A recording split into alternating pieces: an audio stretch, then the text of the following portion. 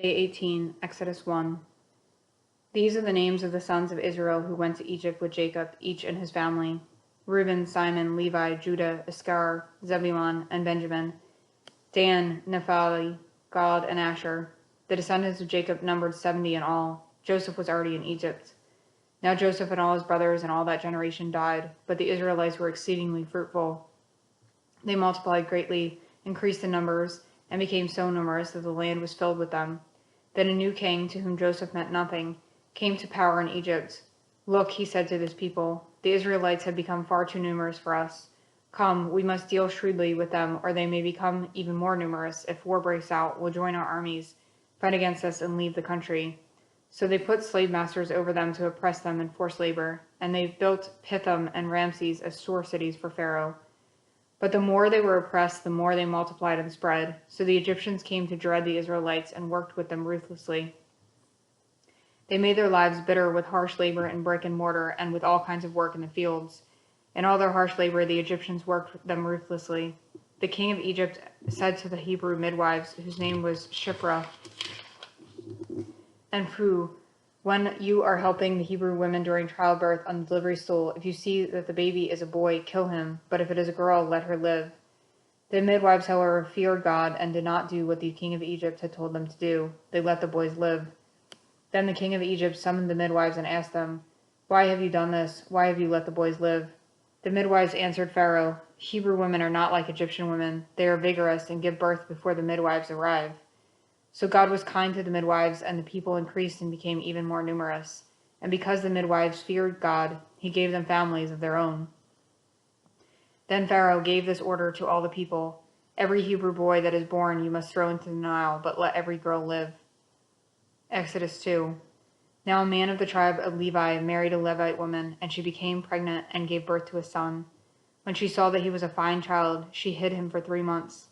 But when she could hide him no longer, she got a papyrus basket for him and coated it with tar and pitch. Then she placed the child in it and put it along the reeds along the bank of the Nile. His sister stood at a distance to see what would happen to him. Then Pharaoh's daughter went down to the Nile to bathe, and her attendants were walking along the river bank. She saw the basket among the reeds and sent her family slave to get it. She opened it and saw the baby. He was crying, and she felt sorry for him. "This is one of the Hebrew babies," she said. Then his sister asked Pharaoh's daughter, "Shall I go and get one of the Hebrew women to nurse the baby for you?" "Yes, go," she answered. So the girl went and got the baby's mother. Pharaoh's daughter said to her, "Take this baby and nurse him for me. I will pay you." So the woman took the baby and nursed him. When the child grew older, she took him to Pharaoh's daughter, and he became her son. She named him Moses, saying, "I drew him out of the water." One day, after Moses had grown up, he went out to be where the people were and watched them at their hard labor. He saw an Egyptian beating a Hebrew, one of his own people. Looking this way and that, and seeing no one, he killed the Egyptian and hid him in the sand. The next day he went out and saw 2 Hebrews fighting. He asked the one in the wrong, "Why are you hitting your fellow Hebrew?" The man said, "Who made you ruler and judge over us? Are you thinking of killing me as you killed the Egyptian?" Then Moses was afraid and thought, "What I did must have become known." When Pharaoh heard of this, he tried to kill Moses, but Moses fled from Pharaoh and went to live in Midian, where he sat down by a well. Now a priest of Midian had 7 daughters, and they came to draw water, and fill the troughs to water their father's flock. Some shepherds came along and drove them away, but Moses got up and came to the rescue and watered their flock. When the girls returned to rule their father, he asked them, "Why have you returned so early today?" They answered, "An Egyptian rescued us from the shepherds. He even drew water for us and watered the flock." "And where is he?" Reuel asked his daughters. "Why did you leave him? Invite him to have something to eat." Moses agreed to stay with the man who gave his daughter Zipporah to Moses in marriage. Zipporah gave birth to a son, and Moses named him Gershom, saying, "I have become a foreigner in a foreign land." During that long period, the king of Egypt died. The Israelites groaned in their slavery and cried out, and their cry for help because of their slavery went up to God. God heard their groaning and remembered his covenant with Abraham, with Isaac, and with Jacob. So God looked on the Israelites and was concerned about them. Exodus 3. Now Moses was tending the flock of Jethro, his father-in-law, and priest of Midian, and he led the flock to the far side of the wilderness and became Horeb, the mountain of God. There the angel of the Lord appeared to him in flames of fire from within a bush. Moses saw that though the bush was on fire, it did not burn up.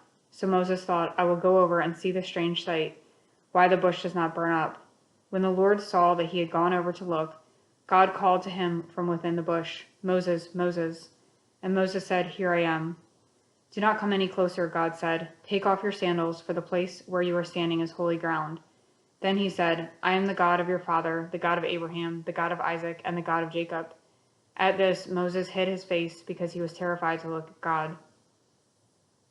The Lord said, I have indeed seen the misery of my people in Egypt. I have heard them crying because of their slave drivers, and I am concerned about their suffering. So I have come down to rescue them from the hand of Egyptians and to bring them up out of the land into a good and spacious land, a land flowing with milk and honey, the home of the Canaanites, Hittites, Amorites, Perizzites, Hivites, and Jebusites.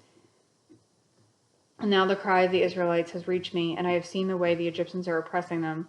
So now go, I am sending you to Pharaoh to bring my people, the Israelites, out of Egypt.